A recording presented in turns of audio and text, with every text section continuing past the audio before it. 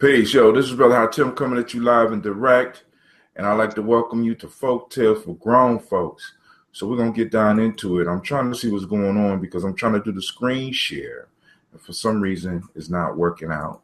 But we're gonna make it happen because that's what we do here on Gye-Nyame Journey. So look, oh, there it go. We fading off into the background. So I'm putting the fable up so that everybody can see it. The fable today is the Hunter and the Woodman. So go and listen to this. I'm going to drop off into my thing, and then I'm going to open it up so that we can have our conversation. So, hold on. Because somebody's mic is loud. I got to kill it for a second. Let me kill it for a second, sis. I'll be right back.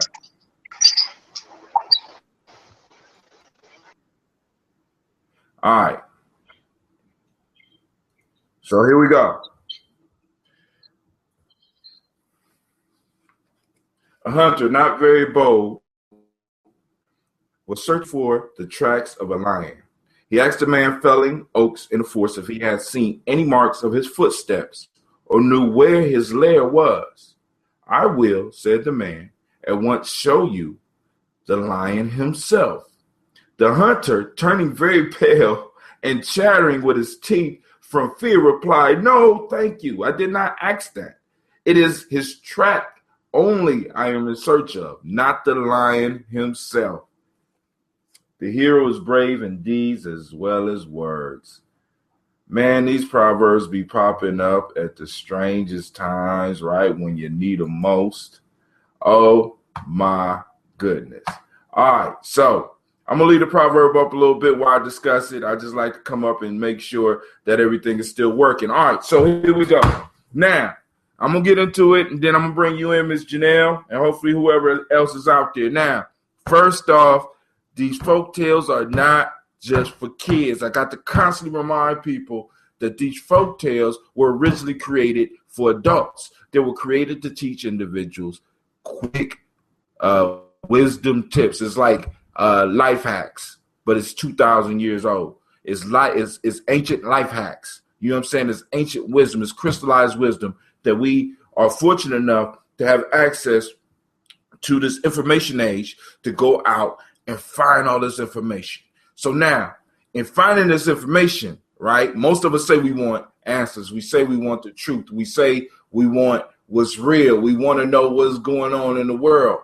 But we're sort of like this hunter in our quest for freedom, in our quest for independence, in our quest for entrepreneurship, in our quest for changing our lifestyles or breaking some habits or losing weight, in our quest to be who we truly are.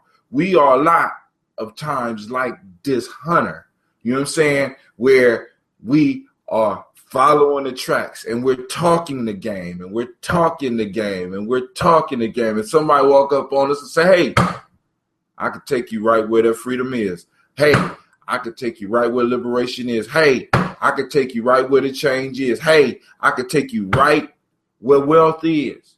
And the first thing we say is, "Hey, I'm just looking for the tracks, dog. I'm not looking for the lion." You know, and many of us can understand this. You know what I'm saying? We don't want to admit it, but many of us are like this. There's issues like this popping up on YouTube every day. One of them popped up today. I was arguing about it. I don't know if we're going to get in it, but I know since Sister Janelle is here, we're going to get on that issue. But there's a lesson that comes out of that. Now, you don't find it strange also in the story, because also in the story, I want you to always, when you look at it, because like I said, I give a worksheet for those that's on the journey, that's taking the course, because the course is coming out. So be on the lookout for it. I got what I call a proverb sheet where you break down the proverb and you got to look at all the characters. We look at the characters. Who are the characters in the story? We have one that's not seen, which is the lion. We have the hunter, and we have the woodsman. Do anybody find it strange that the woodsman was in the woods cutting trees and knew exactly where the lion was, but he wasn't scared? What type of woodsman was this? You know what I'm saying? And I'm going to say this. I think the woodsman is a very important person in this story, because this woodsman show us somebody that is in such love with what he's doing that regardless of the fear factor, regardless of the beast that may be lurking in the place where he goes and does his work, he still gets out and do it, regardless of the fear. And many of us, we got to be like this. We got to be like that woodman. We got to become more like that woodman and less like that hunter. Actually, we can't even call him a hunter. We're going to call him a stunner. You know what I'm saying? The hunter was a stunner. You know what I'm saying? That woodsman was a G, because the woodsman said, hey, dog, you want to know what a lion is? I'll take you right to the cave. You know what I'm saying? Many of us get scared when it comes time for us to show and prove and go to the cave. So that story, once again, I'm going to read it one more time, and then I'm opening it up for a conversation. I'm going to open up the chat for anybody that's out there. You know what I'm saying? And remember, regardless of whether you're listening to this live or you're listening to this later, if something else pop up to you, feel free to drop me a line. Feel free to send me a private hangout, you know what I'm saying? Or videotape yourself or record yourself telling the story or giving your angle of the story, because I will gladly put it on my Spreaker show, Folk Tales for Grown Folks, because like I said, these shows I'm developing is not just for me, but it's for us, because these stories and these proverbs are what will liberate us outside the woman. You know what I'm saying? You know, but you know, that's another talk for another time. But these folk tales and these principles and these proverbs are what will help us get the wisdom we need for almost, if not every encounter that we have in life. You know what I'm saying? So now I'm about to go and take this off, and hopefully Miss Janelle is still waiting patiently. I'm going to stop that, bring it up. All right. Bow. You back up, girl. Say hello to the world, Miss Janelle. Greetings. Say again, because I don't see your mic jumping off. I can hear you, but I want to make sure they can hear you. Okay, say it again. Greetings. All right, it's kind of low, but we're gonna work it out. You know what I'm saying? So this is Miss Oh So Dark and Lovely, and I am Brother Hatim, and we're about to get into it because she said she was excited about it. She read the folk tale in advance. For those that don't know, when you come to the site, wherever I invite you now, first off, I need to apologize because I put this on the wrong Google Plus. I was in a hurry yesterday. I sat down to try to make sure I got the invitations out, and I put it on the wrong site. So I put it on my Google Plus. So I apologize for that. We will be back to normal next week. So go ahead, Ms. Ross. Let me double check. Go ahead. Can you hear me? Oh, yeah, I can hear you. All right. I'm just making sure that the world can hear you. I'm going to open up the chat box. So anybody else that's out there that might be possibly out there, please let us know whether or not you can hear her, because it's not important whether Mr. Brown can hear her, whether Brother Hatim can hear her. It's important that you hear her. All right, go ahead. Drop some wisdom on us, girl. Okay, so I just want to point out that when I read it and I got excited, I had not looked at the graphic organizer for reading the fables. And what you said about the woodsman, when you said it, I'm like, aha, I missed that piece.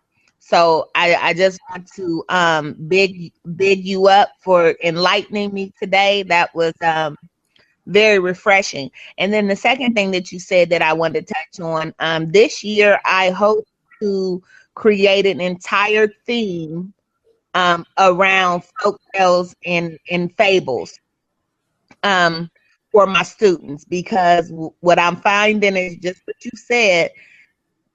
There is a breakdown in our community, and one of the breakdowns is that we are not teaching our youth to be righteous.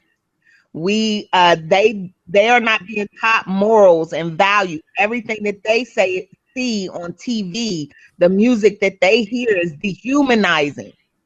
It is ensuring that they will not be righteous.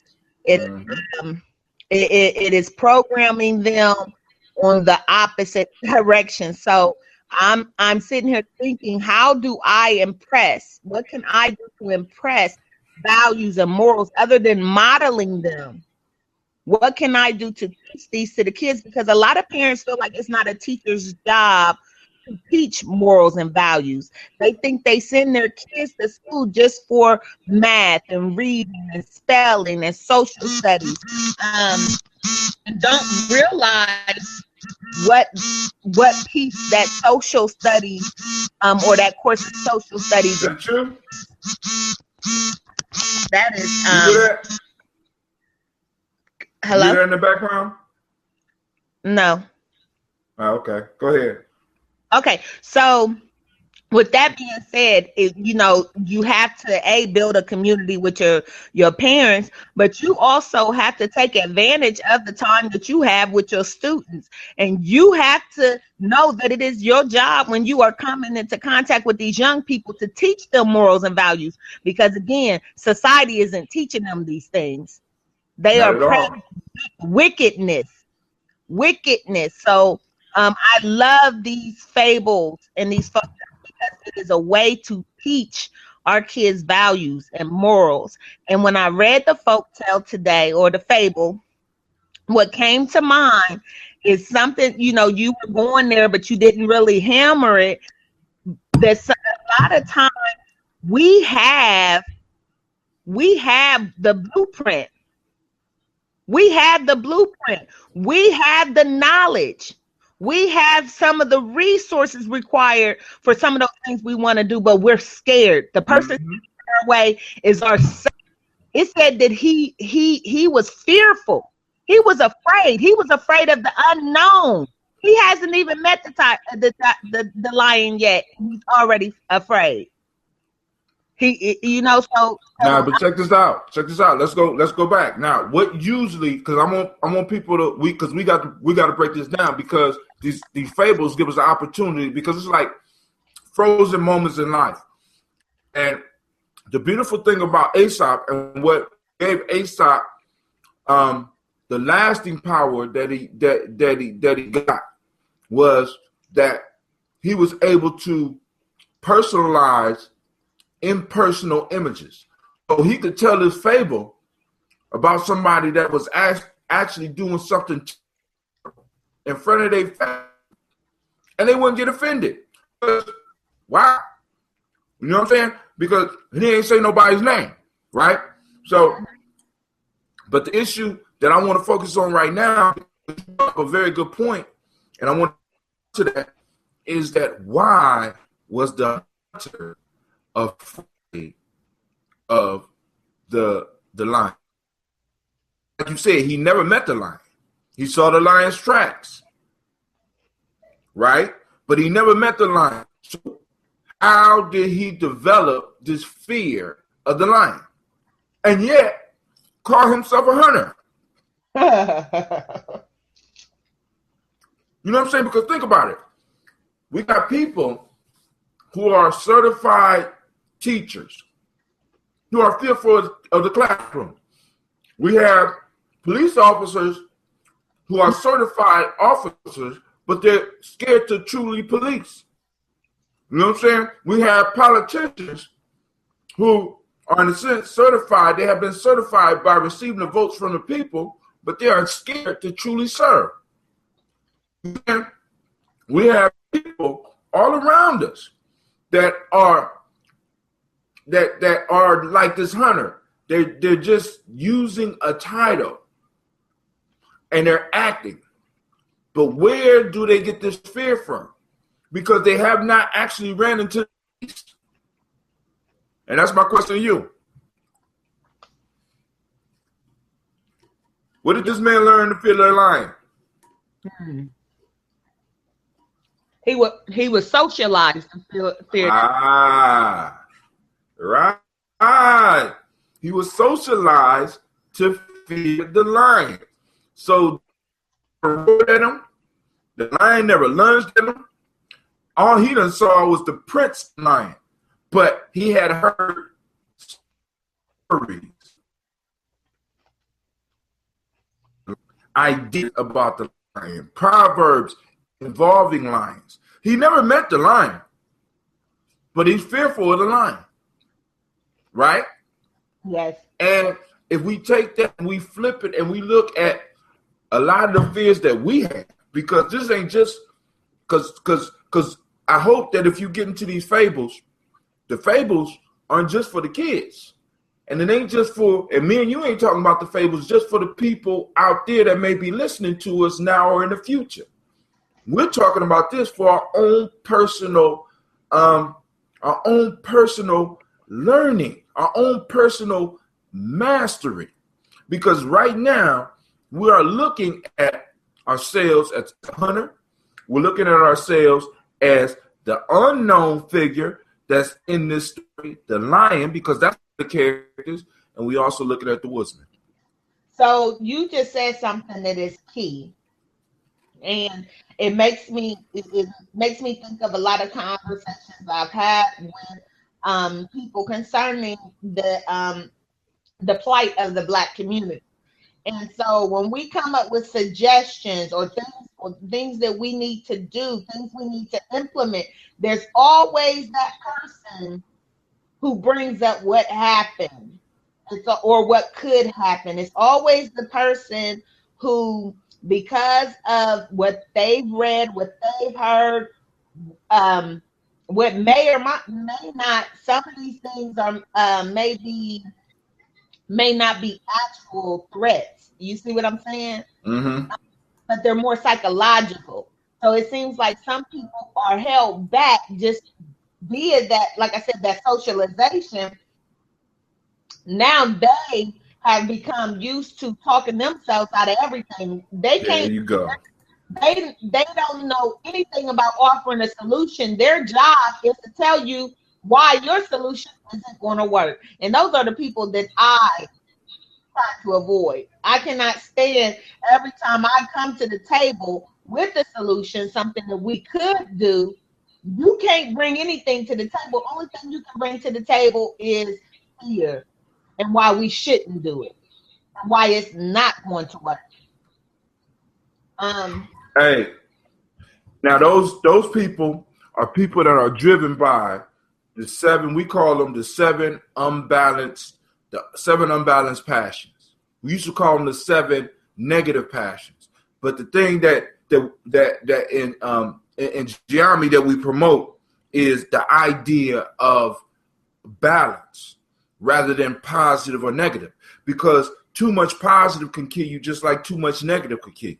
You know what I'm saying? I want you to imagine what they tell us about heaven, because this I fell out with the whole concept of heaven when I was younger, because everything was so good, and I started thinking about how boring something becomes after it's so good for so long.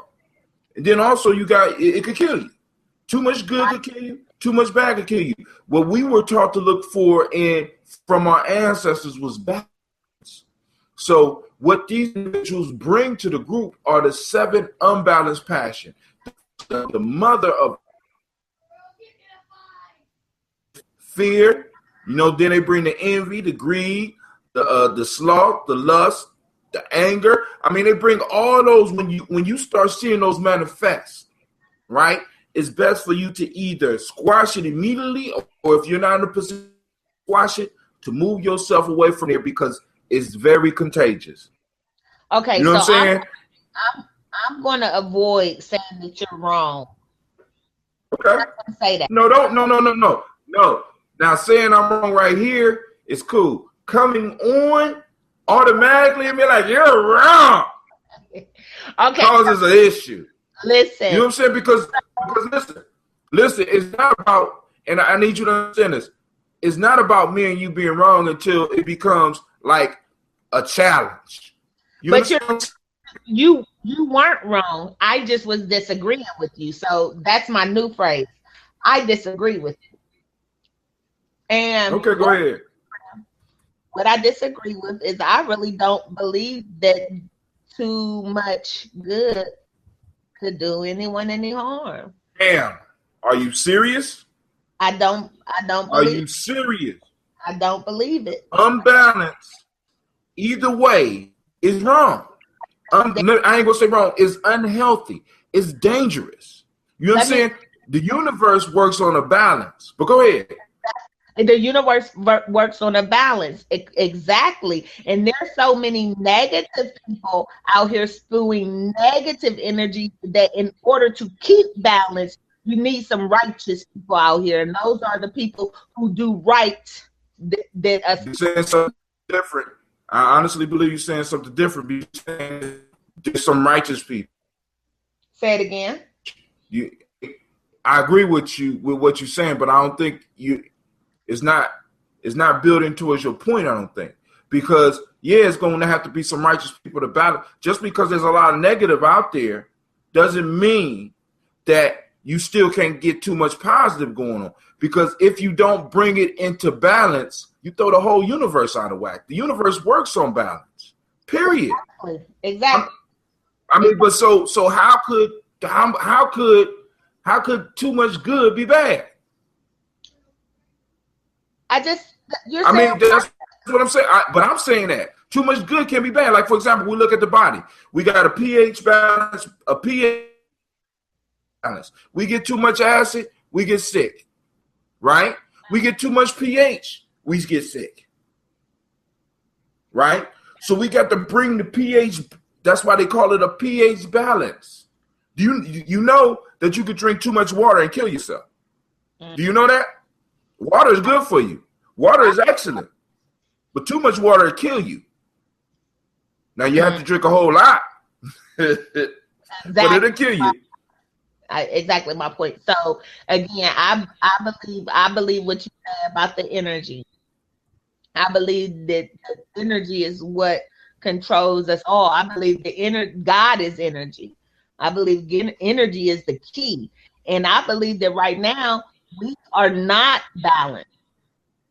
We are unbalanced right now. And that is why, because we are unbalanced, that's why I see, and people are saying that this is their signs of the end. But I feel like we are in a state of emergency. We are unbalanced right now. We don't have enough righteous people. I think we might got too many righteous people. We don't have enough righteous people. There's not. I think we got too many righteous people. As a matter of fact, I think people are so righteous that they're not willing to take action because they're concerned about tarnishing their righteousness. No, I think we need some of these thugs. We need some of these thugs to go on and put some shit in motion. But righteous people are advocates. So when people are too afraid or too whatever to stand up for themselves, a righteous person does that. So a righteous person is confrontational to a point, because a righteous person will point out and expose the wrongs. It's these other people who are not righteous, or these, I don't know what they call the third group, but it's some other groups out here. And some of them are good people, some of them are good people. Some of them too good. But they're not. You're not a righteous person if you're not speaking up for those that can't speak up for themselves. If you're not advocating, if you're not fighting the power against folks that are not righteous, if you are not advocating for those who cannot advocate for themselves, you are not a righteous person. You are not a righteous person. A righteous person sacrifices not only for them but for others. It's a lot that goes into righteousness. And again, but pieces that a lot of people lose. Conversation about righteousness, Miss Oh So Dark and Lovely, is balance. I have run into elders who have given everything to the movement. And now the movement has absolutely nothing to give back to them. They didn't live in balance. I have elders who have received the Black Revolutionary Retirement Package. Do you want to know what that is? What is it? At this point in time, the Black Revolutionary Retirement Package is not even being remembered. I don't Possibly being disrespected by your children and other young people, and not having any medical insurance. You are a pessimist. Oh no, no. See the difference between because one of the things I got. Let me explain this to you. I'm not talking theory. This is not theory. I have had several of my elders who were involved strongly in the, as they call it, the pro-black movement, the Black Revolutionary movement, and I'm heavily involved in it and have a stake and have skin in the game as well. And I have been betrayed in my short life, and I have seen my elders betrayed by the very community that they serve. Watch this. Go ahead. I'm watching. Okay, so don't hit me with no theory though. Not when it comes to this shit, because I'm seeing this transpire right now today. Black Lives Matter, right? But go ahead. Okay, so this is what I want to say. It may not. Sometimes we forget this concept of time. Like we forget how this concept of time is a social construction, right? So I'm not saying some people are not going to be able to see, and this is what I got to impart on my people. Some people don't want to get involved in this fight because they know it may not end in be over in their lifetime. They may not see certain things in their lifetime, and they've accepted this, so they don't even want to go into the fight. All right. Mm-hmm. So I'm on the other end. And I feel like it's true. I may not see it in my lifetime, but maybe my children will, or maybe my grandchildren will. So I will fight. So our reward may not be while we are here physically on earth. Now, to what you said about heaven and hell, I believe that I don't know if it's actually a place. Like a physical place, like in the clouds. That's not what I'm thinking as far as heaven. But I read this poem, Duno's Eulogies, many years ago about this guy. And he's writing this poem and he's lamenting over someone dying. And what talks about, and this even describes or aligns with what I believe about my ancestors and what I believe about spirits. But he said that after people die, they their souls transcend between heaven and earth, like heaven being the place that we think of in the sky. So they're in this middle area, and they go from aspiring to be Christ-like, to now they're God-like. So now they, like God, they are omnipresent. Right, so like God, they possess powers, and are my guardian ancestors. So when I think of heaven, I think of the fact that I get to God, and my loved ones, I get to take them through their journey and assist them, but I don't have to deal with these concerns every day. Life, especially on this earth. And then when I think of hell, I think of that person who did more bad than they did good. And instead of being God-like, they just got to walk on earth. Nobody can see them. And they have no powers. They're just here watching people move on. I think that would be hell. But to get to see your loved ones every day, get to be God-like, in the sense that you possess his qualities and not Christ's qualities, per se. That is what it means.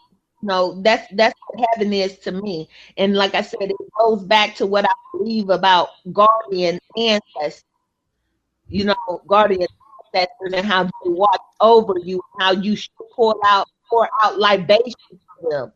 Right? We so quick. This is one thing I learned about my people. And I try not to have religion conversation, but what I noticed is that In the black church, there's a white Jesus hanging up, right? Mm-hmm. We, there's some argument whether he existed, whether he didn't. We don't, it's here or there, but we know he, according to the picture that they hang in the church, he don't look like my father. See what I'm saying? But we will pour out libations for him. Somebody we didn't even we don't know that we descended from, right? But we won't honor our ancestors. We won't give praises to our ancestors. We won't acknowledge them in their sweat. So I would say these. Woo, baby. Let me ask you a question. You have it. You truly brand new to our circle, huh? Why do you say that? I mean, you never been with us when we pour libations, have you? No, but I know that you do, because I took my training online. You took who? I took my census training. I did my census training, and it was discussed. Yeah. Now, go ahead, finish your point. So before I even knew it was called libation, I believed in it. I didn't know for it. You taught me the word, right? You taught me the word, but all these years I've had this belief in this act, in this practice. I didn't have a name for it. You taught me the name.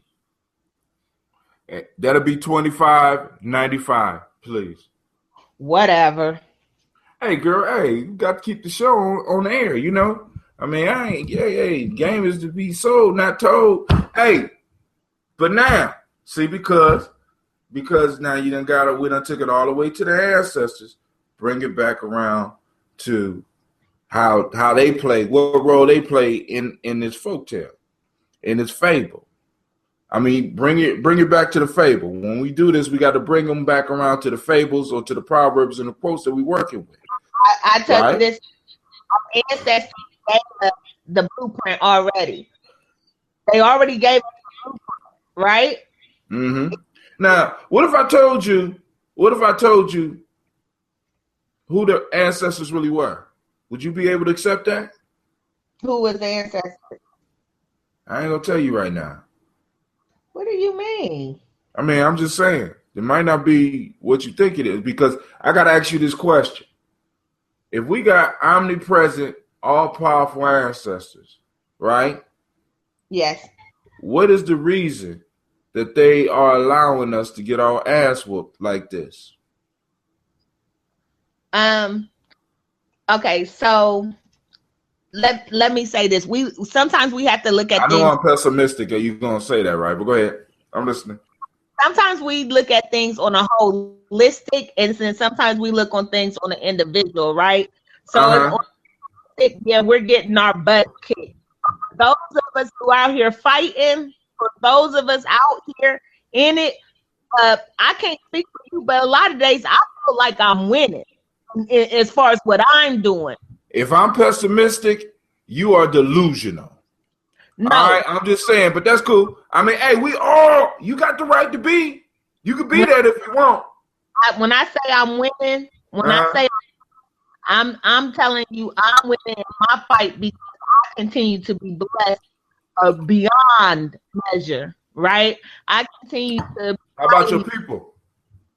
Say it again. How about your people? So, okay, so I'm going to tell you what's going on. I already told you. We got too many unrighteous souls out here. Our people watch too much TV. My people's problems with minimize. They turned off the TV and tuned out off from the radio. Now, I'm going to tell you one more time, girl. If you don't leave my TV alone, leave my Jesus and my TV alone, we're going to have a problem. I'm just joking. But I can't with it. My son was watching. When my oldest son was little, I noticed that Will and Grace had a show on TV, and it was on regular 4, 6, or 10 channel, and I couldn't understand it. I said, because I have my people in my family, and I don't even see those families on TV. I don't even see people in society accept interracial dating, but y'all gonna put a gay man on his own show on a regular channel where Oh, yeah.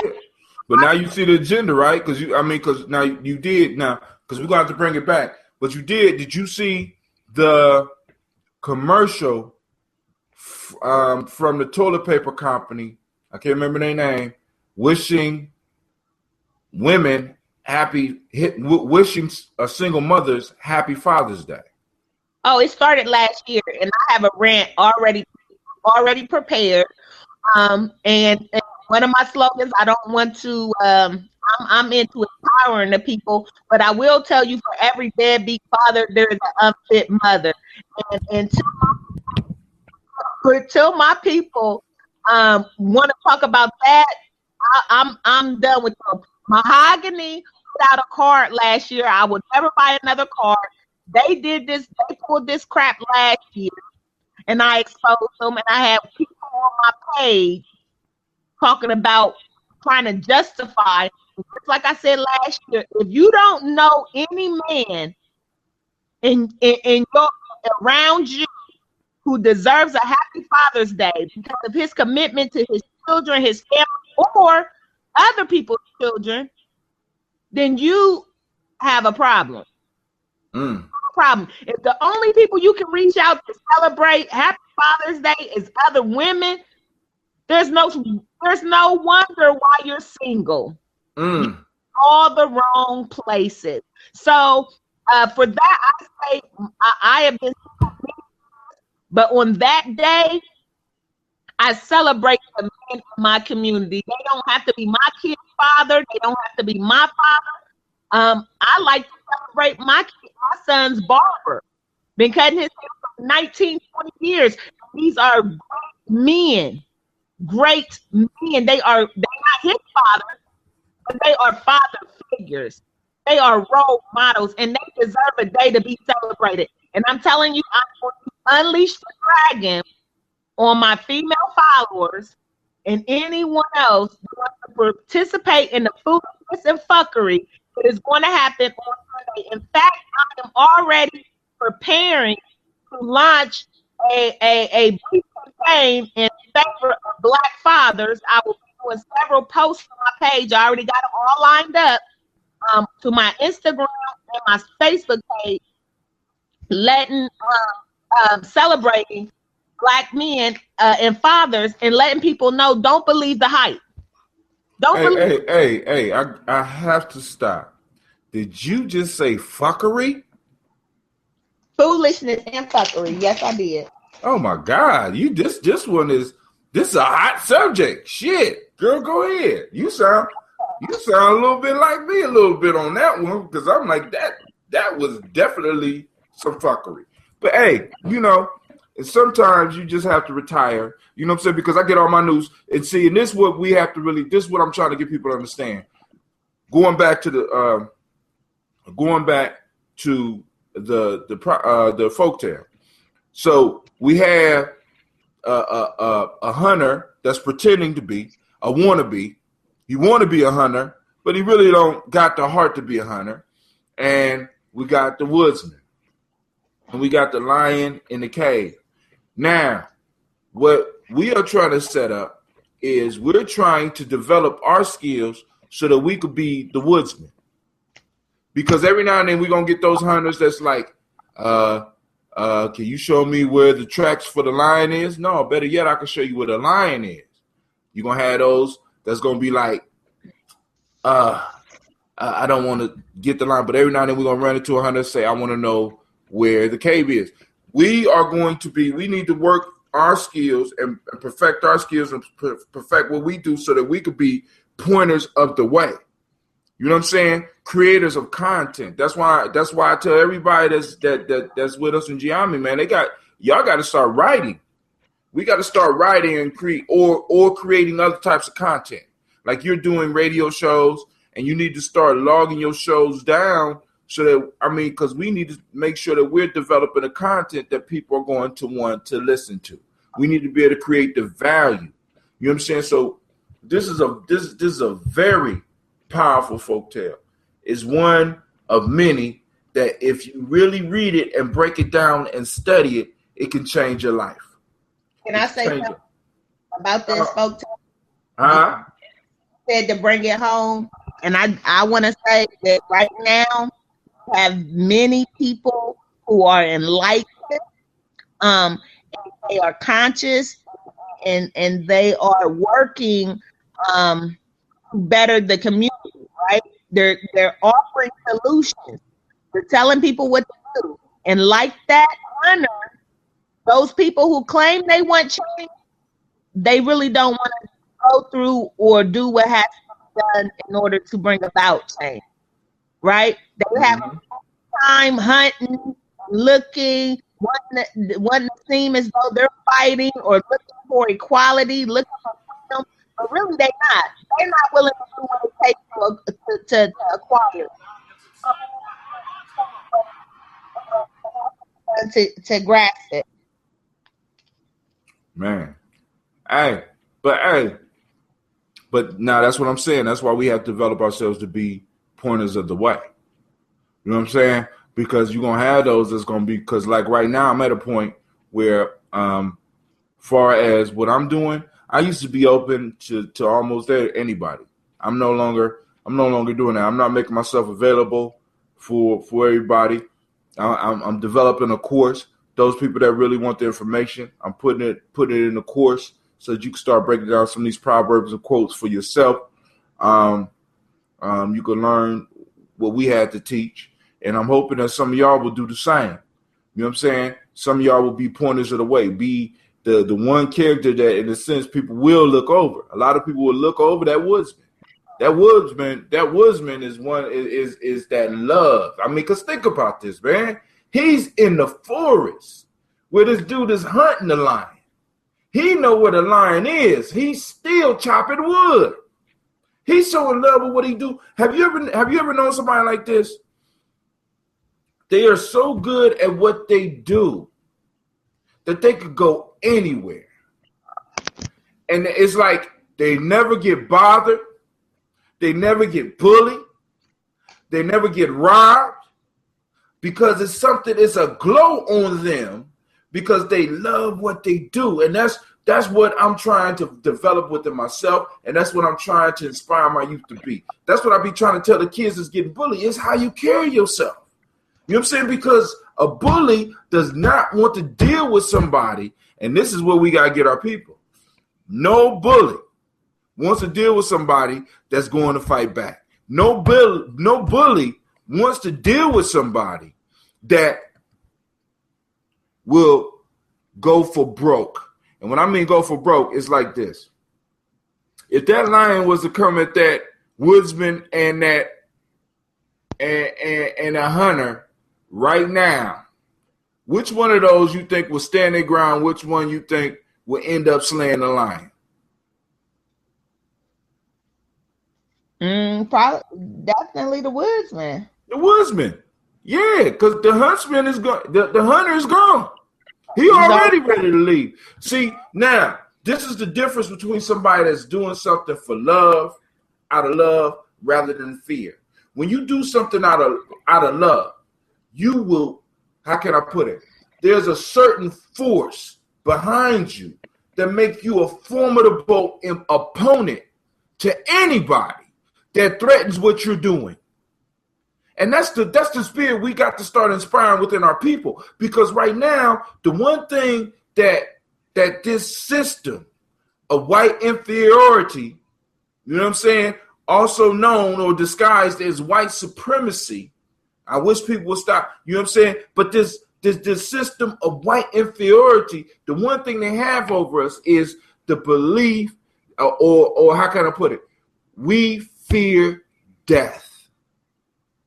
When we divorce our fear from death and start living life for real,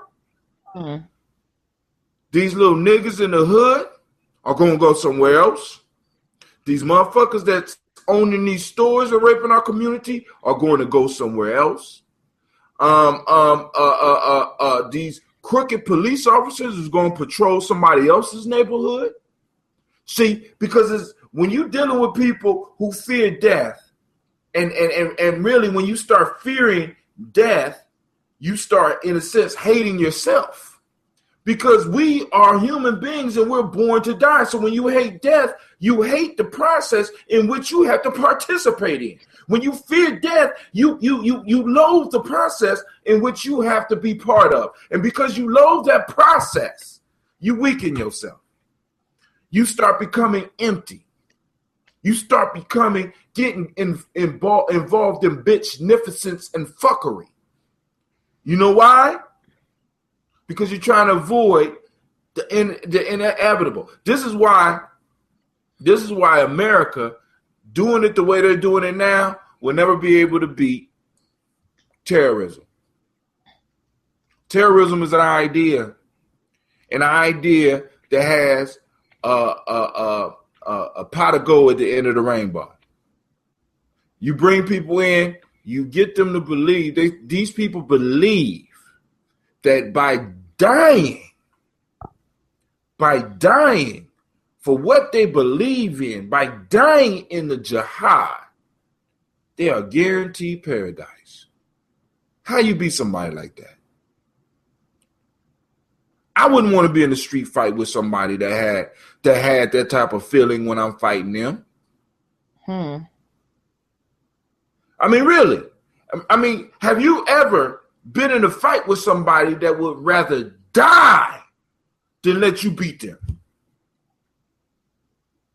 I would. Now imagine that type of person in business.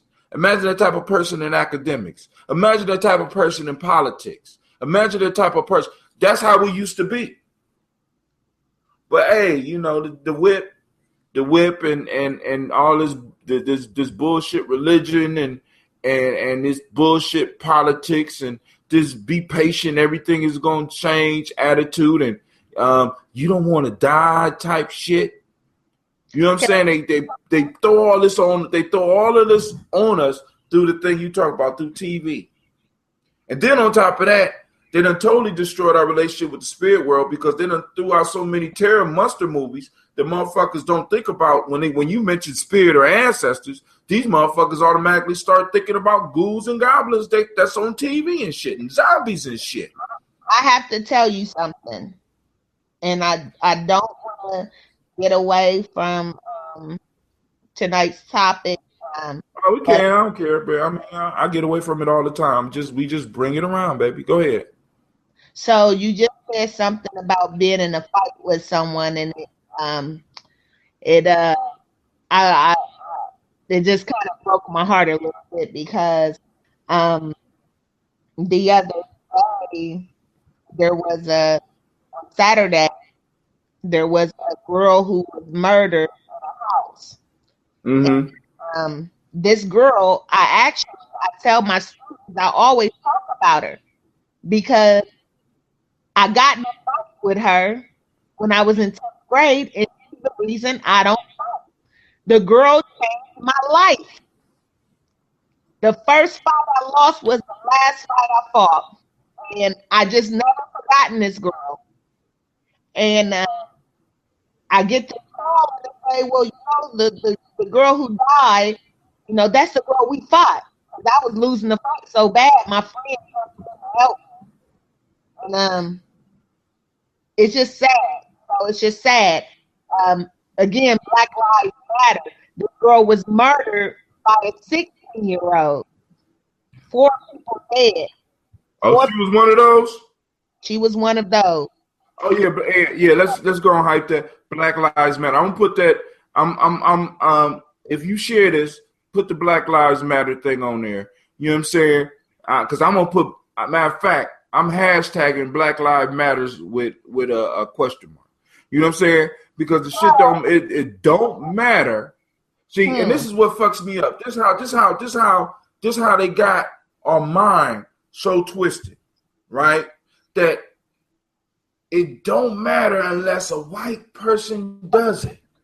I can't understand. And so I Lives Matter. Go ahead, keep talking. Let's pop because I'm bringing up something that they don't really want to talk about. They too preoccupied. Hello? Hello? Yes? Hello? Yeah, I hear you. I'm sorry, man. I thought this was my son's number. It was. All right. Thank you for calling back, man, and let me know that it wasn't his number. You have a great day. Peace. Yeah, it's live here on Gye-Nyame Journey. I'm sorry. That was somebody calling. I thought it was my son. But go ahead. Did you drop it, girl? What? Huh? Yeah, that's just what it is. People are uncomfortable when you they don't want you bringing up black on black crime. You know what they say? They sound like idiots. They say, well, white people kill just as many white people as black people kill, and we don't call that white on white crime. And I keep telling these. I don't give a fuck about white on white crime. I mean that's none of my business. A 16-year-old killer. I mean, so we remove ourselves from it because we want to compare ourselves to them. I'm sorry. I mean, that's what it is. And then this is my other thing. And I'm gonna lay it on the table, and I'm gonna hope somebody will eat it for a late night snack. If we weren't acting like these white people, we wouldn't be killing each other. We wouldn't be doing half the things. If they had not compromised our spiritual connection with God within us, we wouldn't be acting like these heathens. This is not of us. So every time we want to act like being black means being black, all this negative stuff, we're really showing how European we are. Those are our European ways. We need to get back to our African ways. And we're not of this is not us. We come up with these proverbs. We come up on these fables. We aspire to be righteous beings. We were all about our energy. We weren't deviant. Now we're being deviant. And where did we learn from? A white master. So this is well, now let me say this. They taught it to us because they don't practice it. I mean, and if they do practice it, they don't let everybody know. Because, like, yeah, you're right. Just as many white people is killing white people, right? But they are not letting that shit in the media. Not like they let our shit in the media. Exactly. You know what I'm saying? You know, they go into war with each other, but they make it look like something else. Okay, See, so let me say, I know for a fact that the white kids in the do 10 times more drugs than my students do. I know this for a fact. They do what? More drugs. Oh, they yeah. decide more. They're having sex, but because or they're engaging in exploration of that sort. But those things are not highlighted. That's the part, because how else to socialize us? We are negative in the media. Of course, they're not going to tell us about white people. The media, they're not supposed to. Yeah, they're not supposed to make themselves look bad. That's like if I had. That's like me using my show. Or see, because we do this. Think about this. That's like us using our show, which is your social media page, your Facebook page, your Twitter page, your Instagram page, to embarrass your own child. Oh, damn, we do that. Oh, my God. We do. I mean, it's just, sometimes I have to look at it and be like, damn, this can't be real. Or like those that missed the class on Saturday, this is not my life. You know what I'm saying? Because it's like some of the stuff that goes on is just so, and the only word that I could come up with is savage. It's so savage that it's ridiculous. From the hair weaves to the eye contacts to the way we treat each other, to what we will document about each other, to us exposing each other. it's to such a level of fuckery, bitchnificence, and savagery that it almost makes me want to give up. But I know this. I know that when you deal with holistic medicine and a patient is sick, when you start doing a holistic medicine, unlike regular medicine, holistic medicine don't just treat the symptoms.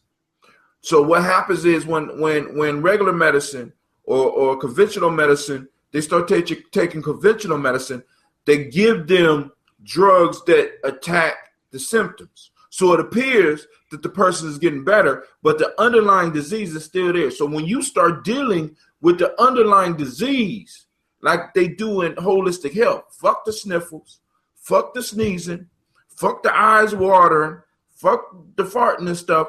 I need to deal with what the real issue is. And I'm about to bring it home right now. You ready for this? Mm-hmm. The patient always gets sicker. In order to holistically, we are going through a cleansing process. And in a minute, the white blood cells, for lack of a better term, let's say the warrior blood cells within our areas, the warrior blood cells, the ones that fight disease, are going to either start working or the body is going to die. So right now, we are at a level now where me and you are having this conversation, but I'm guaranteeing you that on another million, maybe not a million, but on some more Google Hangouts and some more YouTube channels, other people are talking about the very same things. And some of us been doing this for years. And it's going to, and it ain't a matter of even faith for me. I know. Sometimes I forget. Sometimes I get short-sighted. Sometimes I get frustrated, but I already know the end. Right? Because my life, everything that happened in my life has showed me the end. Right now, I'm in what they call the lonely mile. You know what I'm saying? An elder told me one time that when you race cars and you going on one of those 500-mile races, you know, you got what they call the lonely miles, where you sitting in the car racking around a track at 200 miles an hour, wondering why the hell are you doing this? And you got to be in this car for another 2 hours. And it's hot and it's uncomfortable. And in the lonely miles, that's when we say, man, I need to turn around. I need to stop this. I need to, you know what I'm saying? I'm right now for myself personally, I'm in the lonely miles. I'm sort of like the woodsman in the woods. You know what I'm saying? And I'm hoping that the next hunter that come to me, because I had a lot of hunters come to me that's just looking for the tracks. I'm looking for the hunter. I'm preparing myself for the hunter that's coming so I can show him where the lion is. And people are like, well, why don't you go kill a lion? Because I'm chopping wood. Because I'm the wood chopper. I'm doing what I'm supposed to be doing. Unlike many of y'all out there who claiming to do something but don't do it. You claiming to be a professional, but you're not a professional. You claiming to be a doctor, but you're not a doctor. You claiming to be a nurse, but you're not a nurse. You claiming to be a lawyer, but you're not a lawyer. You claiming to be a politician or a servant of the people, but you're not. You know what I'm saying? On that fuckery. You know what I'm saying? You like the hunter. That matter of fact, the hunter was on some fuckery. The hunter was on some bitchnificence. The hunter was a savage. And I'm sick of you motherfuckers. But this is supposed to be my clean show. Damn. But I'm about to wrap it up. And this was a nice show. I'd like to thank So Dark and Lovely for joining me. I'd like to join those that was dropping in and checking out. I see, you know, although there's no messages, if you have any comments on the show, feel free to hit me up at HaTim or HA2TIM at Gye-Nyame.com. You can also follow us on Google Plus, Gye-Nyame Journey. You can follow us on Facebook, Gye-Nyame Journey again, or you could also follow us on Twitter at Gye-Nyame Journey. No, at Gye-Nyame Radio. On Twitter, I forgot the Instagram, but let's build up what we got so far. So also on Friday, I'm gonna be broadcasting live from the school. I'm gonna be doing a little bit early because we're gonna have a fish fry. So I'm gonna be interviewing some of the people live at the fish fry because we're trying to raise money for Simba. So those of you that haven't donated, which is probably most of y'all, start donating.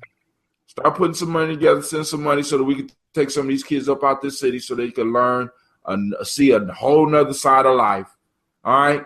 Some of y'all got the extra money. It's a nonprofit organization. If you donate enough, you can take it off your taxes. All right? So support what we're doing. And I'm deciding, I think within the next year and a half, we as Gye-Nyame going to do some type of documentary. But yo, you got anything you want to close out with, Miss Old Dark and Lovely? Yeah, I want to start. I just want to say that I am Miss Dark So Lovely. Miss Dark. I'm trying to get the chip. You ain't see. There you go, telling me I'm wrong again. But go ahead. Yeah, that's it. I'm just Miss Dark So Lovely. And Miss Dark and Lovely. That ain't what you told me before though, but that's cool. That's who I am. I by that name for many years. That is my my online alias. I don't know. It's Miss Dark So Lovely, and I just want to thank you for allowing me to be a part of the conversation tonight and the dialogue.